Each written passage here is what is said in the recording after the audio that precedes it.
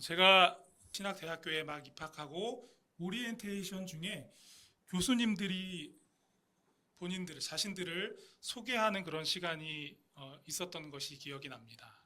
어린 나이에 교수님들이 자기 전공을 피하라는 그 모습이 너무나 흥미로웠습니다. 교수님들도 다 신학을 하시는 분들이지만 뭐 구약을 전공하신다든지 신약을 전공하신다든지 선교학을 전공하신다든지 다 전공이 있잖아요. 각자 그 전공이 얼마나 중요한지를 열심히 피할하시더라고요. 자기 전공에 열정을 가지고 있으시니까 그 전공이 중요하다고 강조하는 모습이 지극히 당연하다고 느껴졌습니다. 그러나 한 가지 좀 아쉬운 마음이 들었던 것이 사실입니다. 이제 막 신학도로 또 목회자로서의 길을 걸어가는 이들에게 그들이 궁극적으로 어디를 향해 가고 있는지, 무엇을 위해 이 길을 걸어가고 있는지 그것을 좀 분명히 알려주면 좋겠다라는 그런 생각이 들었기 때문입니다. 물론 신학의 여러 가지 과목들 다 중요하지만 그 모든 공부를 통해서 그 모든 사역을 통해서 어디로 가는지가 중요하잖아요. 여러분, 이 땅에 육신을 입고 온 성자 예수 그리스도의 목소리에 한번 귀 기울여 보십시오. 주님은 이 땅에 오셔서 가시는 곳마다 하나님 나라 복음을 선포하셨습니다. 구원받고 하나님 나라를 세워가는 것이 우리 모두의 가야 할 길임을 아주 힘주어 외치셨습니다. 여러분, 사실 이것은 주님이 오셔서 시작된 꿈이 아니죠. 이것은 하나님의 오랜 꿈이었습니다. 이 꿈을 이루기 위해서 하나님께서 아브라함을 적당한 때에 택해 부르시고 이스라엘 백성들을 그를 통해 세우시고 또 계시의 말씀을 주시고 선지자들을 보내시고 수없이 하나님을 떠나 범죄하는 이스라엘 백성들을 다시 돌이켜 회개하게 하시고 끊임없이 그들을 그렇게 붙들어 이끄셨던 겁니다. 그런데 이스라엘 백성들, 그들은 하나님 나라를 이 땅 가운데 세워가는 그 하나님의 뜻을 이루어내지 못했습니다. 그리고 그런 사태가 일어나게 된 데에는 분명한 이유가 있었습니다. 사실 오늘 말씀이 그런 이스라엘에 대한 진단과 처방이라고 할 수 있는데요. 오늘 말씀을 우리가 함께 읽었지만 오늘 말씀을 보면 좀 특징적인 모습이 있습니다. 예수님께서 시각적인 언어를 사용하셨다는 사실이죠. 그 말씀하시는 내용을 들으면 마치 눈앞에 그대로 그려지죠. 여러분, 39절 말씀을 한번 보십시오. 비유로 말씀하시되 라고 기록되어 있습니다.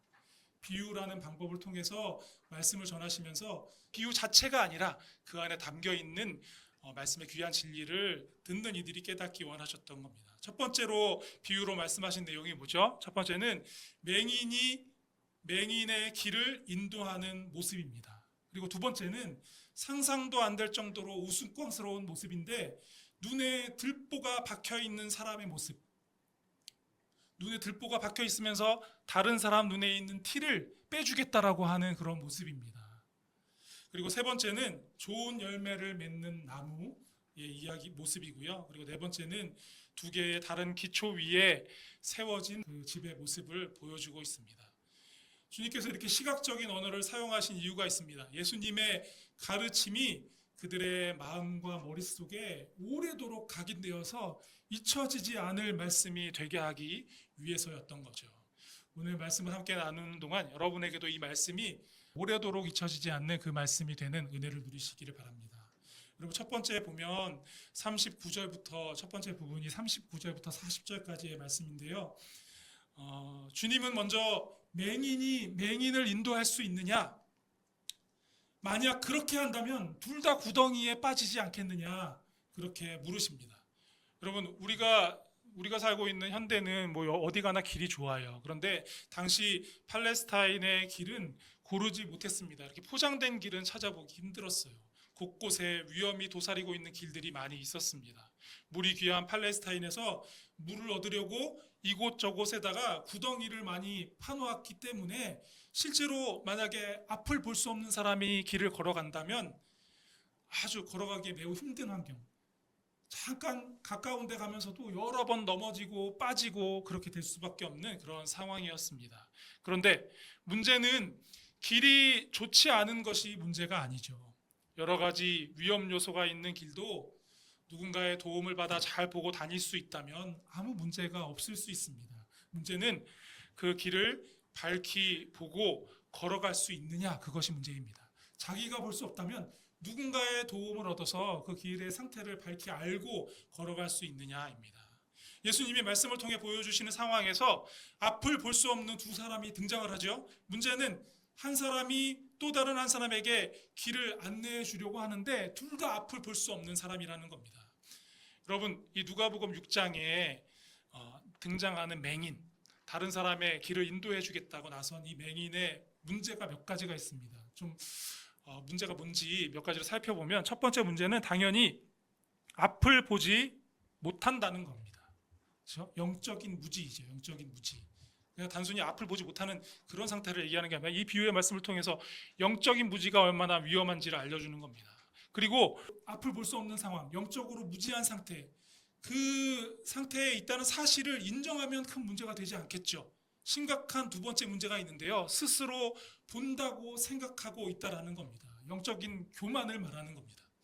상황을 더욱 심각하게 만드는 세 번째 문제가 있는데요. 그가 누군가의 길을 안내하겠다라고 겁도 없이 나서는 겁니다. 동반 파멸의 길을 가는 거죠. 사실 이 비유는 당시 이스라엘이 처한 안타까운 상황을 그대로 보여주고 있는 겁니다. 당시에 이스라엘은 로마 제국의 치하를 살아가고 있었죠. 그러나 그들에게는 백성을 이끄는 리더들이 있었습니다. 제사장들과 바리새인들, 율법 학자들, 그들을 중심으로 하는 종교 지도자들, 그들이 이스라엘 백성들의 리더였습니다. 그들에게는 하나님에 대한 신앙도 있었고 또 하나님이 주신 율법도 있었습니다. 그리고 하나님의 말씀을 기억하며 하나님의 은혜를 기억하며 지키는 절기도 있었습니다. 성전도 있었습니다. 그래서 그들은 하나님과 또 하나님이 주신 그분의 말씀에 대해서 아주 잘 알고 있다라고 생각하면서 그렇게 살고 있었던 거죠. 그러나 정작 하나님의 마음이 어디로 향하고 있는지, 하나님의 나라가 어떤 길 위에 세워지고 있는지 그것을 알지 못했던 겁니다. 그 결과 예수님이 메시아로 구원자로 이 땅에 오셨음에도 불구하고 그분을 알아보지 못했습니다. 그분의 말씀을 들으려고도 하지 않았습니다. 율법의 조항을 굳게 붙들며 살고 있었지만 그 율법을 주신 하나님의 자비와 긍휼은 놓쳐버린 채 하나님 앞에 나오는 사람들을 율법으로 정죄하고 비난하며 회복의 은혜를 그들도 누리지 못하게 하면서 그렇게 막아서는 그러한 일을 했던 것이죠. 그렇게 영적인 우월의식 속에 만족하면서 살았을 뿐이었습니다. 그들이 영적 무지와 영적 교만으로 동반 파멸하는 그런 존재가 된 이유가 무엇일까요? 그들을 깊은 영적인 어둠에서 빠져나오게 할 빛 대신 예수 그리스도 앞에 나오지 못했기 때문입니다. 여러분, 그러나 이 말씀은 단지 당시의 종교 지도자들의 문제를 지적하기 위한, 그것만을 위한 말씀이 아니었습니다. 예수님의 제자들이, 또 오늘 우리들이 그런 전철을 다시 밟지 않게 하기 위해 우리에게 주신 말씀인 거죠. 여러분, 우리가 세상을 바라보며 거기에 소망을 두고 살아간다면, 세상이 말하는 성공에 목말라하며 그것을 갈급해하며 살아간다면, 그 안에 가득한 비교와 경쟁의 논리 속에서 살아간다면 자신도 모르는 사이에 우리는 깊은 어둠 속에, 이 말씀 속에 당시의 종교 지도자들처럼 그 깊은 어둠 속에 빠져들어 살아가게 될 겁니다. 사랑하는 여러분, 빛 대신 주님 앞에 나와서 함께 하나님의 나라를 세워가는 여러분들이 다 되실 수 있기를 바랍니다. 여러분, 두 번째 말씀 부분을 보면은요, 예수님께서 이어서 보여주시는 모습이 너무나도 우스꽝스러운 모습입니다. 여러분, 한번 상상해 보세요. 자기 눈에 커다란 들보, 나무 기둥 같은 것이 박혀있는 한 사람이 다른 사람에게 다가가서, 형제여, 내가 너의 눈 속에 있는 작은 티를 빼줬으면 좋겠다라고 이렇게 말하고 있는 거죠. 주님께서 이 우스꽝스럽고 충격스러운 모습을 보여주시는 이유는 어쩌면 이것이 우리의 모습일 수 있기 때문입니다. 여러분, 솔직히 한번 우리 자신의 모습을 돌아보면 어떻습니까? 다른 사람의 허물을 얼마나 잘 발견하는지 모릅니다. 다른 사람의 문제 있는 말투와 태도, 연약한 신앙의 문제까지 그게 얼마나 잘 보이고 크게 보이는지 모릅니다. 누가 믿음이 부족한지, 누가 헌신하는 일에 소극적인지, 누가 말이 거친지, 누가 배려 없는지 금방 알아챕니다. 누군가의 연약함이 공동체에 어려움을 발생시키기라도 하면 그 문제를 찾아내는데 전문가급의 냉철한 분석력과 판단력을 발휘할 때가 한두 번이 아닙니다. 그런데 문제는 정작 자기의 들보를 잘 보지 못한다라는 거죠. 내 말이 누군가에게 상처가 될 수도 있다라는 사실, 내 판단과 주장이 공동체에 긴장과 어려움을 만들어낼 수 있다라는 그런 사실은 깨닫지 못합니다. 그거는 별 문제 아니야 라고 생각하는 거죠. 여러분, 예수님께서 그런 사람들을 오늘 말씀 속에서 어떻게 부르고 있습니까? 좀 말이 심하게 들릴 수 있지만 외식하는 자여 라고 그렇게 칭하고 계십니다. 겉만 멀쩡한, 겉과 속이 다른 사람이다 라고 그렇게 말씀하시는 거죠. 겉으로는 형제를 사랑하는 것처럼 보이지만, 형제를 돕는 것처럼 보이지만 속으로는 사랑이 없다라는 겁니다. 속으로는 내가 좀 더 낫구나, 내 형편이 좀 더 낫구나, 그렇게 생각하면서 상대적인 우월감에 젖어 있다라는 거죠. 우리가 그런 게 안 느껴지는 것 같지만 정말 너무나 잘 느껴지지 않습니까? 형식적으로, 그렇죠? 마치 매뉴얼처럼 이렇게 친절을 베푸는 그런 모습이 친절한 듯 보이지만 그 마음이 느껴지는 거죠. 우리는 누군가를 판단한 마음, 그리고 무심한 듯 그런 생각을 살짝 표현한 것을 매우 사소한 것으로 여길 때가 적지 않습니다. 그냥 혼자서 생각한 것뿐이라고, 그냥 가볍게 한마디 한 것뿐이라고, 그냥 사실을 말한 것뿐 아니냐고 그렇게 대수롭지 않게 여기듯 그렇게 말하죠. 그러나 여러분, 이것은 결코 개인적인 문제가 될 수 없다라고 오늘 말씀 속에서 우리에게 알려줍니다. 누군가의 이런 마음과 자세가 한 사람이 공동체 안에서 위축하게 만들고 숨게 만들고 공동체에서 마음이 멀어지고 떠나가게 만드는 일이 될 수 있다는 겁니다. 이런 우리의 모습이 우리가 이루어가야 할 하나님의 나라에 균열을 일으키고 있다는 사실, 그것을 우리가 놓치지 말아야 한다라고 주님이 오늘 우리에게 말씀하고 계신 거죠. 여러분, 말씀을 자세히 들여다보면 예수님께서 형제의 티를 아예 보지 말라라고 말씀하신 것이 아닙니다. 42절 말씀을 보면은요, 이렇게 말씀하시죠. 먼저 내 눈 속에서 들보를 빼라. 그 후에야 네가 밝히 보고 형제의 눈 속에 있는 티를 빼리라 말씀하십니다. 형제의 눈 속에 있는 티를 빼주는 그 일이 필요할 수 있다라는 거죠. 근데 우선순위, 먼저 해야 할 것이 있다라는 겁니다. 제가 이렇게 부족합니다. 제가 이렇게 부족해서 주님의 은혜 없으면 안 됩니다. 주님의 긍휼로 제가 여기까지 왔습니다. 먼저 이렇게 고백하는 사람들이 공동체 안에 있을 때에 사람들이 숨을 쉴 수 있는 그런 공동체가 된다라는 거죠. 그런 공동체여야 누구든지 연약함을 감추지 않고 주님 앞에 나아올 수 있게 되는 겁니다. 물론 형제의 눈 속에 있는 티를 빼주는 일이 필요합니다. 진심 어린 사랑의 겉면으로 그런 일들이 필요합니다. 그러나 주님은 순서가 중요하다라고 말씀하시는 겁니다. 먼저 내가 말씀 앞에 서야 하는 겁니다. 말씀을 들을 때 저 말씀을 누가 들어야 하는데 이렇게 생각하는 것이 아니라 내가 먼저 저 말씀을 듣고 새롭게 되고 회복되고 고침받아야 되겠다. 그리고 나서 형제의 작은 연약함을 안타깝게 바라보며 그를 위해 기도하고 그를 도울 수 있는 거죠. 자신의 들보를 본 사람만이 형제의 티를 사랑으로 보고 긍휼함으로 다가가 그를 회복의 길로 이끌 수 있는 것입니다. 우리 안에 이렇게 하나님의 나라가 세워질 수 있기를 소원합니다. 서로의 티를 먼저 빼주겠다라고 들춰내는 공동체가 아니라 함께 주님 앞에서 자신의 들보를 내려놓는 그런 공동체가 되기를 원합니다. 누군가의 약점을 뒤에서 이야기하는 그런 공동체가 아니라 서로의 회복을 위해 간절한 마음으로 기도하는 그런 믿음의 공동체가 되기를 소원합니다. 여러분, 이어서 43절부터 45절까지의 말씀을 보면은요, 이 말씀을 한번 같이 읽어봤으면 좋겠습니다. 43절부터 45절까지 시작. 못된 열매 맺는 좋은 나무가 없고 좋은 열매 맺는 못된 나무가 없느니라. 나무는 각각 그 열매로 아나니 가시나무에서 무화과를 또는 찔레에서 포도를 따지 못하느니라.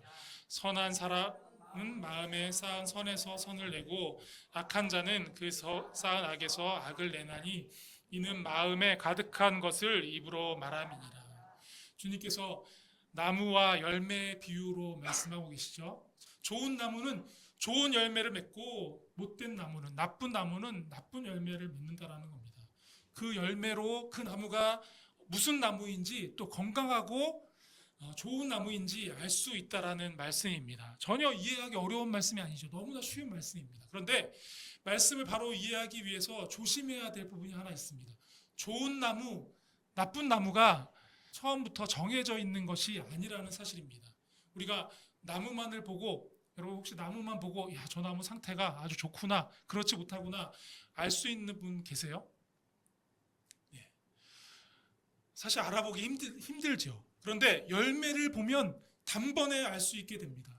크기와 색깔과 당도가 제대로 아주 훌륭한 그런 열매를 맺으면 그 나무는 의심할 것도 없이 좋은 나무입니다. 건강한 나무입니다. 반대로 그렇지 못하면 그 상태가 건강하지 못한 나쁜 나무가 되는 거죠. 주님께서 단지 나무 이야기 하려고 하시는 게 아니잖아요. 우리도 나무와 마찬가지라는 말씀입니다.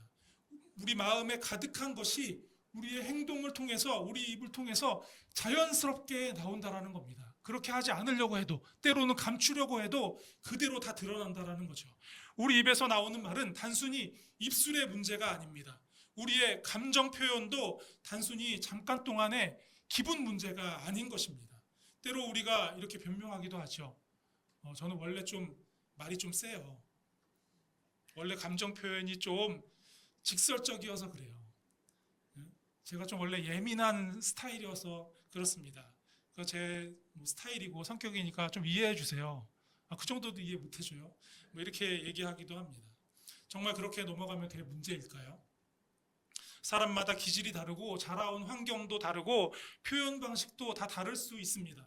오랜 세월에 거쳐서 형성된 그런 어떤 기질과 성격의 문제이기 때문에 타고난 것이기 때문에 이해해 줄 수도 있다라고 말할 수도 있겠죠. 그러나 주님의 말씀 앞에서 우리는 한 걸음 더 깊이 들어가 보면 그건 내 성격입니다, 성향입니다 하고 넘어갈 수 없다라고 우리가 보게 됩니다. 내 마음을 표현하는 말의 습관과 성격까지도 사실 결국 오랜 시간 내 삶에 무엇이 채워졌는지 그 결과로 나타나는 것이기 때문입니다. 내 마음에 무엇이 쌓여 있는지가 내 말투를 만드는 것이고요. 내 안에 어떤 상처와 두려움이 쌓여 있는지가 내 감정의 습관을 만드는 겁니다. 내가 무엇을 붙들고 무엇을 이렇게 갈망하며 살아왔는지가 오늘의 나를 만든 것이라는 말씀입니다. 만약에 어떤 사람이 작은 일에도 쉽게 분노한다면 단지 성격이 급해서만이 아닙니다. 마음 깊은 곳에 오랜 억울함과 불안이 쌓여 있기 때문에 그런 거죠. 어떤 사람이 습관적으로 투덜대고 불평한다면 단지 나쁜 말버릇이 습관이 된 게 아닙니다. 마음속에 감사보다 결핍과 비교가 오랜 세월 동안 쌓여 있기 때문입니다. 어떤 사람은 쉽게 다른 사람들을 판단하고 정죄하려고 합니다. 삶의 기준이 너무나 분명한 사람이라서 그런 게 아닙니다. 마음 안에 은혜보다 자기의가 더 많이 쌓여져 있기 때문에 그런 거죠. 어떤 분들은 그렇게 얘기하더라고요. 말을 조심하는 그런 훈련을 해야 된다. 신앙인으로서 그런 훈련이 필요하다. 감정을 절제하는 훈련이 필요하다라고 얘기합니다. 그래서 여러 가지 교회에서 하는 훈련 과정들 가운데 그런 훈련을 실제로 하기도 하죠. 물론 그런 훈련이 유익할 수도 있습니다. 그러나 그 겉으로 나오는 말만 어떻게 훈련으로 바꾸려고 하고 감정을 통제하고 겉모습만 다듬는다고 해서 좋은 열매가 우리의 삶 속에 맺히는 것이 아니라고 오늘 말씀이 우리에게 알려줍니다. 우리의 마음을 말씀으로 복음으로 채워야 합니다. 그래야 내 생각의 방향이 바뀌게 됩니다. 은혜로 살아갈 수 있게 되는 겁니다. 우리의 마음을 십자가의 사랑과 부활의 능력으로 채워야 합니다. 그래야 우리 안에 오랜 분노와 절망과 죽음의 습관이 새로운 생명의 질서로 바뀌기 시작하는 겁니다. 오늘 성령님께서 이 예배 가운데 여러분의 마음을 만져주시기를 간절히 바랍니다. 그동안 내 안에 무엇이 쌓여 있는지를 있는 그대로 적나라하게 보게 하시기를 바랍니다. 그 마음의 자리가 온통 복음으로 채워지는 은혜가 이 예배 가운데 있기를 주님의 이름으로 축복합니다. 이제 주님께서 마지막으로 집을 짓는 두 사람의 비유로 또 한 장면을 보여주시는데요. 46절부터 49절까지의 말씀입니다. 그런데 여러분, 이 말씀에서 주님은 아주 중요한 질문을 우리에게 던져주고 계시죠. 46절 말씀을 보십시오. 너희는 나를 불러 주여 주여 하면서도 어찌하여 내가 말하는 것을 행하지 아니하느냐, 이렇게 묻고 계십니다. 여러분, 이 말씀은 단순히 왜 말과 행동이 다르냐라는 그런 것을 지적하는 정도의 말씀이 아닙니다. 주여 주여 부른다라는 것은 뭡니까? 예수님을 내 삶의 주인으로 고백한다는 뜻이잖아요. 그런데 예수님을 주인이라고 부르면서도 그분의 말씀을 따라 살고 있지 않으니 그 고백이 그 삶의 기초가 되지 못한다라는 겁니다. 그럼 이스라엘 백성들이 하나님을 몰랐던 것이 아니죠. 성전과 율법과 제사와 절기를 누리면서 그들은 누구보다 하나님을 잘 안다라고 자부하고 있었습니다. 그러나 문제는 하나님을 아는 지식이 삶의 순종으로 이어지지 않았다는 데 있었습니다. 하나님을 말했지만 하나님의 마음을 따라 살지 않았고, 율법을 붙들었지만 율법을 주신 하나님의 자비와 긍휼로 살지 않았습니다. 그래서 그들은 하나님의 나라를 이룰 수 없었고 하나님의 나라를 살 수 없었습니다. 예수님께서 말씀하신 두 집, 겉으로 보기에는 같은 건물이잖아요. 비가 오기 전에는, 물이 불어나기 전에는, 거센 폭풍이 집에 들이치기 전에는 큰 차이가 없어 보였을 겁니다. 그러나 물이 몰려오는 순간, 거센 바람이 부는 순간 한 집은 견고하게 흔들리지 않았고 다른 집은 속수무책으로 무너져 버렸습니다. 차이는 겉모습에 있었던 게 아니라 그 집이 어느 기초에 놓여 있는지. 여러분, 신앙도 그렇습니다. 평안할 때 그 신앙이 다 문제 없어 보일 수 있어요. 예배도 드리고 찬양도 잘하고 주님을 믿습니다라고 고백하는 그런 모습도 있습니다. 그러나 관계가 흔들릴 때, 힘든 일을 겪을 때, 마음이 상할 때, 억울한 일을 당할 때, 내 뜻대로 되지 않는 현실 앞에서 그 신앙이 어떠한지가 그때 드러나는 겁니다. 내가 정말 무엇 위에 내 삶을 세우고 있었는지, 내 신앙이 어디에 세워져 있는지가 적나라하게 드러나게 됩니다. 그러므로 말씀을 듣고 행한다라는 것은 단순히 종교적인 의무를 조금 더 열심히 성실하게 감당한다라는 것을 의미하는 게 아닙니다. 그것은 내 삶의 기초를 주님의 말씀 위에 두는 것입니다. 내 판단보다 주님의 말씀을 더 신뢰하고 내 감정보다 주님의 뜻을 더 앞세워 살아가는 것입니다. 예수님도 하나님의 나라를 말로만 설명하지 않으셨습니다. 삶으로 하나님의 나라가 무엇인지를 보여주셨습니다. 여러분, 요한복음 14장 11절 말씀 보실까요? 제가 읽겠습니다. 내가 아버지 안에 거하고 아버지께서 내 안에 계심을 믿으라. 그렇지 못하겠거든 행하는 그 일로 말미암아 나를 믿으라. 주님은 말씀으로만 하나님의 나라를 전한 게 아니었습니다. 또 요한복음 10장 38절에서도 이렇게 말씀하시죠. 내가 행하거든 나를 믿지 아니할지라도 그 일은 믿으라. 예수님은 내 말을 믿으라라고 하지 않으셨습니다. 내가 행하는 일을 보라라고 말씀하셨습니다. 왜냐하면 예수님의 행하심 속에 하나님 아버지의 뜻과 그 마음과 하나님의 나라가 드러나 있었기 때문입니다. 병든 자를 고치시는 손길 속에 하나님의 나라가 나타났고요. 죄인을 용서하시는 그 모습 속에 하나님의 나라가 드러났습니다. 배고픈 자를 먹이시고 소외된 자를 따뜻하게 안아 품으시고 상처 입은 자를 회복시키시는 그 삶 속에 하나님의 나라가 조금씩 세워져 가고 있었던 겁니다. 여러분, 주님을 따르는 우리에게도 마찬가지입니다. 우리가 하나님 나라를 세워간다는 것은 단지 하나님 나라에 대해서 우리가 자꾸 말하고 많이 그것에 대해서 말하는 것이 아닙니다. 우리의 말과 태도와 선택과 관계 속에서 하나님 나라가 드러나야 하는 겁니다.